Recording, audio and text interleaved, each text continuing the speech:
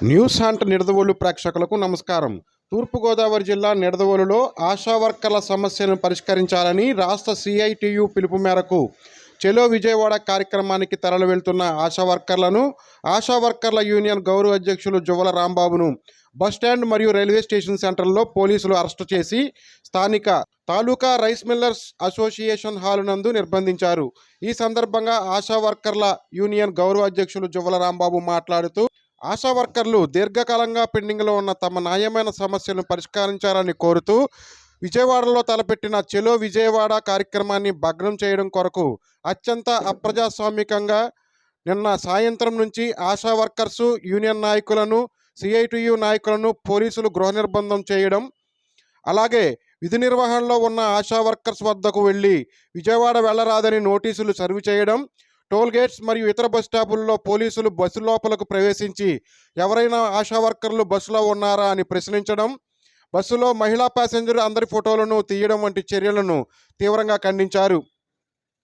ఈ కార్యక్రమానికి Andhra Pradesh national health machine joint action committee chairman దిద్దే Dayamani ASHA వర్కర్లకు తమ సంపూర్ణ మద్దతు ప్రకటించారు. ఈ సందర్భంగా ఆమె మాట్లాడుతూ ఆశా వర్కర్ల న్యాయమైన డిమాండ్లను ప్రభుత్వం తక్షణమే అమలు చేయాలని, కనీస వేతనం చెల్లించాలని, మాట తప్పం మడం తిప్పమని ట్యాగ్ లైన్ తగిలించుకున్న జగన్ ప్రభుత్వం ఆశా వర్కర్లను తక్షణమే ఆదుకోవాలని డిమాండ్ చేశారు.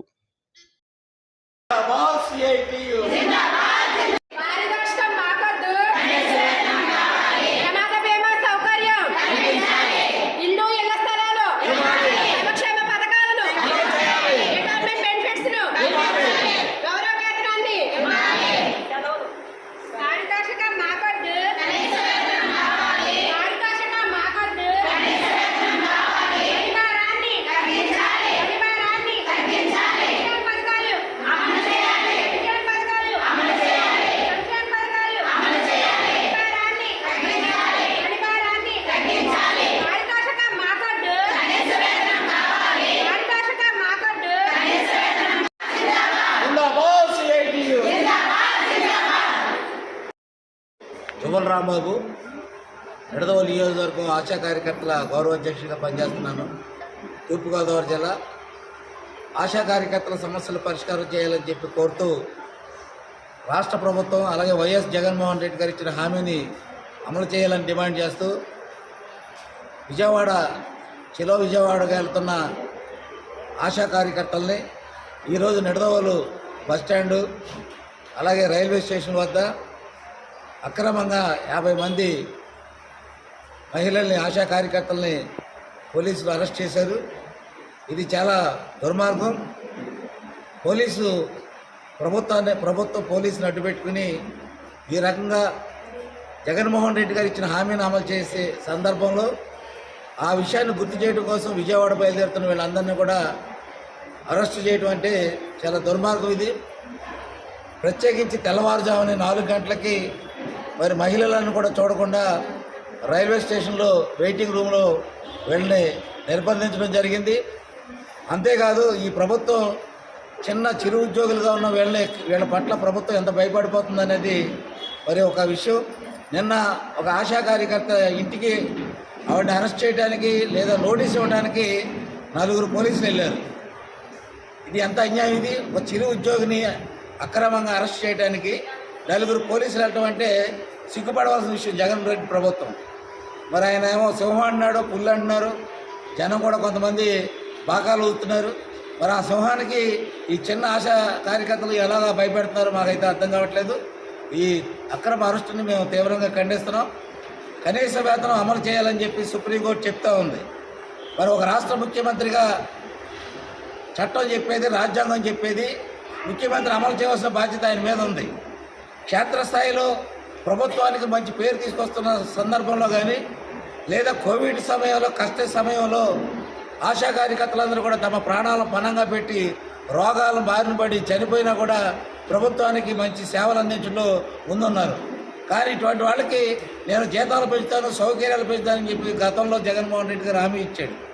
మరి నేను మడం తిప్పరని చెప్పి నా పెద్ద మనిషి ఈ రోజున చిన్న వాళ్ళ పట్ల మడం తిప్పి ఈరోజు అన్యాయం చేస్తున్నాడు ఆయన. పైగా రాష్ట్రం అంతా కూడా నిర్బంధం, నిరంకుశం. అసలు ప్రభుత్వం ఉందా? పోలీసులను అడ్డుపెట్టుకుని ఈ ప్రభుత్వం నిర్బంధకాండ ప్రయోగం చేయడానికి ప్రయత్నాలు చేస్తుంది. దీన్ని మేమందరూ కూడా తీవ్రంగా ఖండిస్తాం.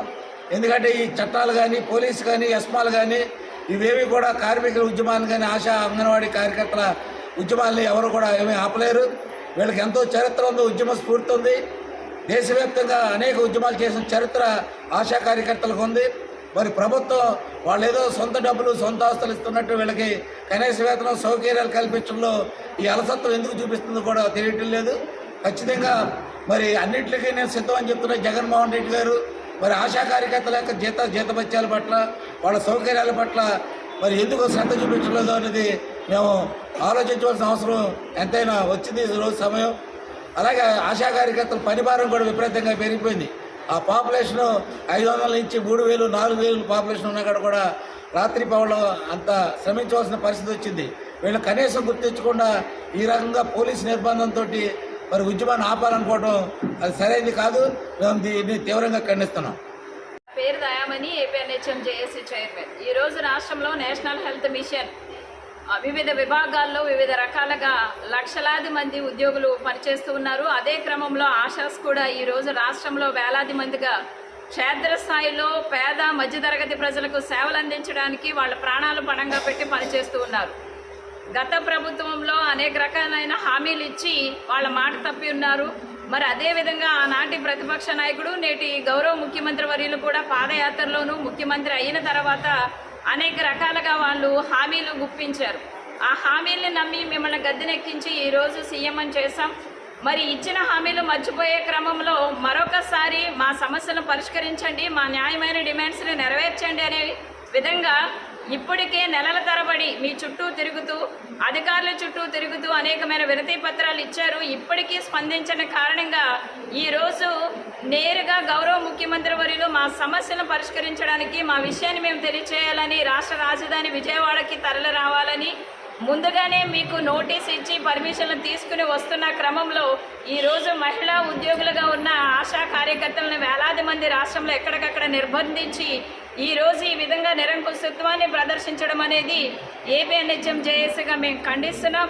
ఇప్పటికైనా అందరికీ అండగా ఉన్న గౌరవ ముఖ్యమంత్రి వర్యులు మాట ఇచ్చి మడం తప్పనని మంచి ట్యాగ్ లైన్ తీసుకున్న గౌరవ ముఖ్యమంత్రి వర్యులు ఇప్పటికైనా ఆశా వర్కర్ల యొక్క న్యాయమైన డిమాండ్స్ని వెంటనే పరిష్కరించే దిశగా చర్యలు తీసుకోవాలని, వీరు చేస్తున్న ఉద్యమానికి ఏపీఎన్హెచ్ఎం జేఏసీగా నేషనల్ హెల్త్ మిషన్ ఉద్యోగులందరి తరపున సంపూర్ణమైన మద్దతుని ప్రకటిస్తూ ఉన్నాం.